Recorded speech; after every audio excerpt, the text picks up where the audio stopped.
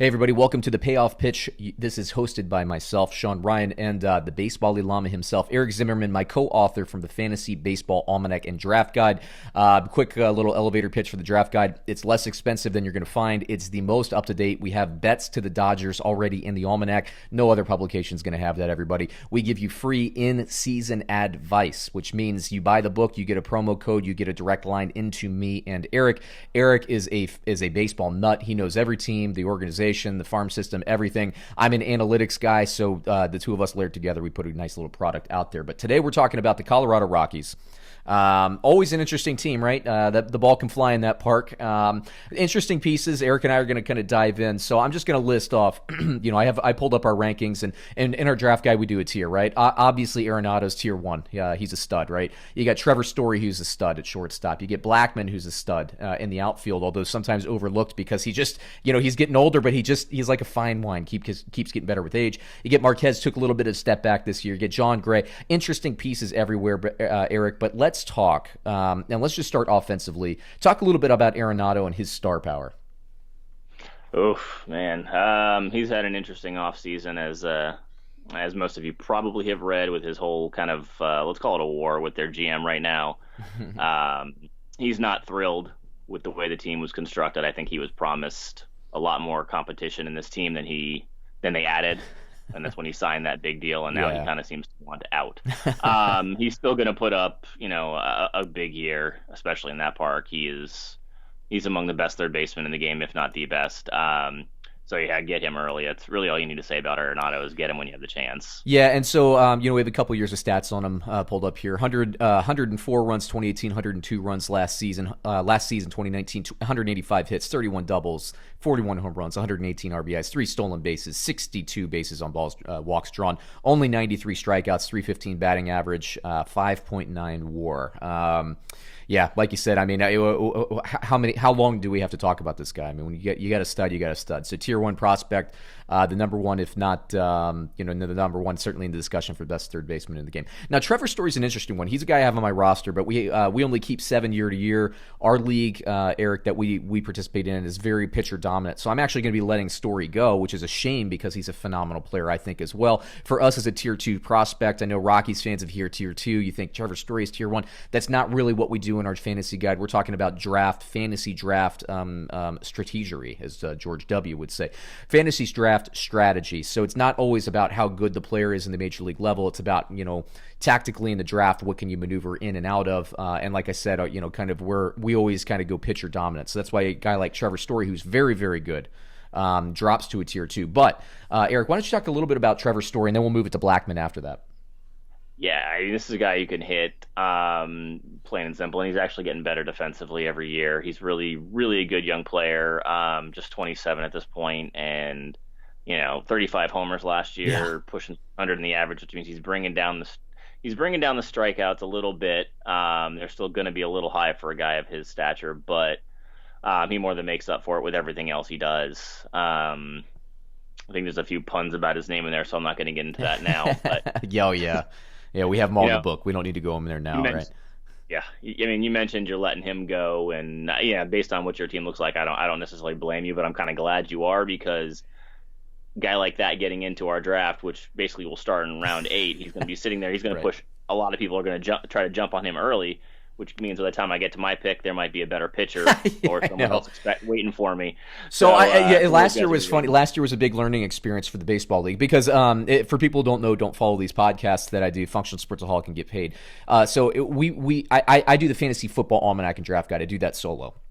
And then Eric is just an expert in all things baseball, farm systems, knowing the teams in and out and all that stuff. So I said, let's put a fantasy baseball one together. It'd be fun. And Eric's like, well, you should play in our league then. There was an opening. So I joined this keeper league. And it was, I had Bellinger, so I can't say that the closet was bare. I actually had Blackmon, who I traded for Juan Soto before the season because it's a keeper league, so I wanted to get younger, and I think history has shown that was the right move at that particular time. But what I did was I went offense early, and I noticed, round by round, Eric kept stacking these pitchers, and I know he keeps winning this league. I'm thinking, oh boy, oh boy, what did I do? And then sure enough, basically Eric has the dominant pitching, and Eric, of course, makes the playoffs every year. I think he ended up losing last season, but generally, more often than not, you win the championship. So, as you'll like to hear, Eric, you're the New York Yankees of our league. You win more often than not. Yeah, I know you don't like me comparing to the Yankees, but no, like the pitchers kept going. But you're right. I mean, all our league is going to jump on those offensive guys early, and you and me now are going to be fighting for those pitchers. But our rankings aren't going to completely match up. We put that composite into the book, which I think a consensus is always the best way to go with these things. But we'll vary a little bit, so I don't know if I'm going to be chasing the same guys you're going to be chasing, but and vice versa. But yeah, I think we're gonna do well with the pitchers. But back to the team at hand here. Trevor Story, fantastic player. What can you say about the guy, right? Yep. No. Yeah. Yep. If he's there, I'll have trouble saying no. So let's see. Next guy, I want to talk about Blackmon a little bit. The ageless wonder. I believe he's age 33 this season. I don't know if he's 33 yet, but that's what I have. Although for some reason I thought he was 34. But anyway, 2019, 112 runs, 182 hits, 42 doubles, 32 home runs, 86 RBI, 104 strikeouts, 314 batting average, 2.0 WAR.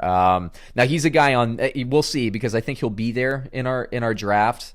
I know I just said that I'm going to go pitcher heavy, but he's a guy that I kind of think I need to pull back in to the Burning Bush organization. We need to see what's going on with Blackmon, but I like this guy a lot. What do you think about him, Ben? Oh yeah, I mean, aside from having one of the best beards in baseball, just a really good player. He's always out there. He kind of reminds me of a Nick Markakis type, but with better. A little more power and better defense. Yeah, sure. He's a really good ball player. I like everything he does, because he does everything well. He may not come out there and hit 50 home runs or drive in 150. He's probably not going to hit over 300. He's going to be close, but he does a lot of things well, and he kind of stacks that line for you across the board. And he's a consistent performer. So you're not going to have him put up 7 or 8 one day and then -3 because he struck out 3-4 times the next day. He's a consistent performer, and he's just going to he should have at least another couple good years in him before he starts to have any kind of regression. Do you see anybody on this team? I mean, it's a great park for offensive players. Do you see any guys who might be unheralded that you might think might be a kind of a sneaky draft pick? I know Daniel Murphy, I think, was one of the guys that you had targeted before. But is that the guy, or are there any other guys like a Dahl or something like that you might think you might be able to get great value compared to where the rest of the fantasy world is drafting these guys at this point? Yeah, I think you nailed it with Daniel Murphy. At first, I think everyone's gonna be down on him after the year he had. But he's too good of a hitter, and in that park, he's gonna turn it around and find his way. And then also David Dahl's another one who I've been high on for a couple of years. He just hasn't really been able to stay healthy. That's really the only thing holding him back. But I think he's in line for a pretty good season this year. I'd look for him to hit somewhere close to 300, and probably somewhere in the 20 to 25 home run range. And he's someone you can get in the later rounds with those, in that outfield market. Actually, I usually go through a couple of random ESPN leagues just to kind of practice my drafts and get out there and just see what's going on in the world. And he was actually there, I think, for my second to last pick, oddly enough. Wow. Which, then again, this is the same draft where I was able to, what did I say? It was the 18th round, or the Javi Baez or something, the 18th round. So I was a little confused as to what was going on in that particular draft. So it worked out quite nicely for me. But I was able to get him pretty late in the draft, as no one seems to really know much about him or know what he's going to bring. Yep. Let's move to pitchers here. So German Marquez, another guy on my team that unfortunately I'm going to let go this season. Just again, I stacked enough pitchers, I think, depth-wise, but a young guy, talented. I think the big thing here is, his ERA jumped almost by a full point, just a little bit of a percentage off of that. 25 years old, a lot to like in terms of the youth. He's certainly shown an ability before, but playing in that park, man, it's just always dicey with the pitcher there. Oh yeah, no, I kind of live by the code and never draft a Rockies pitcher early. Yeah. If John Gray or Marquez or even Freeland potentially are there in the late round, and I'll get to Freeland in a bit. But yeah, right. For a horrible year he had last year, but especially Gray and even Marquez, if they're there in the mid to late rounds, take a shot at them. They're they regressed last year to what was expected in that park. Their numbers are generally probably quite a bit better on the road. and it hurts your line to see them there if they make most of their starts at home. Yeah, right. So you got to be wary with those guys. Let someone else jump on them early. And if they don't, if people kind of stay away, then, take your chance on them late. And, it's very possible some of these guys like Gray or even Marquez could be moved mid-season. Right. If the Rockies are out of it, which at this point it seems like they're going to have a tough time competing in that division alone, let alone the National League. So it's very possible. And when those guys get moved, if they get moved to a better team and a better park, it's going to be really interesting to see what they can do. Sure. You mentioned Gray. So 3.84 ERA last year, which wasn't bad, at least, in that park. 9 strikeouts per 9, 150 strikeouts over the season, 64 earned runs, 11-8 record. So, not gaudy numbers, but like you said, he's a guy that if they get moved in the midseason, suddenly they go to a contender with maybe, I don't want to say more lineup support because the Rockies, are going to have a fine offense, but maybe a better pitcher's park for them. Suddenly you got an interesting guy who, maybe a savvy, depending on where he's at, waiver wire pull or trade in the midseason. But you like this guy. I think he's your favorite pitcher on the staff, if I remember correctly. Am I right about that? Oh, no, you have Marquez a little bit higher. You do. Yeah, I like John Gray as far as if he gets out of there, I think he's really going to take off. Mm-hmm. Short of going to somewhere like New York for the Yankees or Cincinnati or Philly where they're all just bandboxes anyway. But if you get him somewhere else, I think he's really going to take off. I like the fit for him for somewhere like for the Angels or I liked him for Atlanta a lot this year. A lot of teams like that have less hitter friendly parks he should do really well with a place like that. So I look to see if he gets traded midseason. And that might be someone to target if he does. All right. And I want to go through 2 players here. So Freeland, I want you to get into, and then we'll close it with Wade Davis, and then we'll go to kind of your high and low. What do you think the Rockies, their high and low is as a team this season competing, not fantasy, but actual performance here. So Kyler Freeland, man, what are your thoughts on him? Oof. Yeah, last year was just 6.73 ERA. Yeah, it was awful. There's no sugarcoating that. After a really good year in 2018, he just fell apart. His ERA shot up by close to 4 points. Whew. Yeah, he apparently redid his whole motion. Yeah, there you go. Throw motion. Throwing a brain fart here. Yeah, his whole pitching motion. He redid it from the sounds of it. It's kind of simplified it a bit. So we'll see if that helps. He's not someone I'm going to jump on in the draft right now because, if last year is what it was, then waste your pick. But I would go ahead and stash him in my my watch list, and really just keep an eye on him early. If he comes out with a few good starts, give him a shot and see if he's back to where he was a couple of years ago, because he could really help you guys. He kind of helped carry me to a championship back in 2018. Right. I had him mid-season, and he kind of carried me. So he's a guy if he figures it back out, he's a really good ad. So he's a watch list guy for me. I'm going to stick him in there. I'm just going to keep an eye on him, and if things kind of straighten out, I'm going to pick him up real quick. Wade Davis, man, 8.65 ERA last year. Talk about him. Yeah, no, he just hasn't been what they expected when they acquired him. But he's kind of a fly ball type pitcher, as a lot of strikeout guys are. And you put a fly ball pitcher in Colorado, and so I never quite understood why the Rockies put that kind of investment into him. They're not that he wasn't good, and not that a lot of teams couldn't have used him, and he'd probably be a lot better for a lot of other teams. Sure. I don't know if he's going to be the closer this year anyway. He kind of lost his job to Oberg last year, who actually looked pretty good. Yep.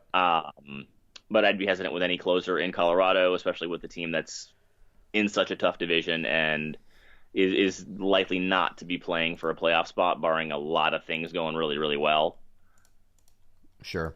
High and low, Eric, for the team in terms of performance. What do you think their best, and what do you think the low is for them? Floor and ceiling. I think the ceiling for them would easily be, a wild card spot if Marquez returns to form, if Gray continues to improve, if Freeland figures it out, and then that pitching staff kind of solidifies itself. They will score enough runs to compete.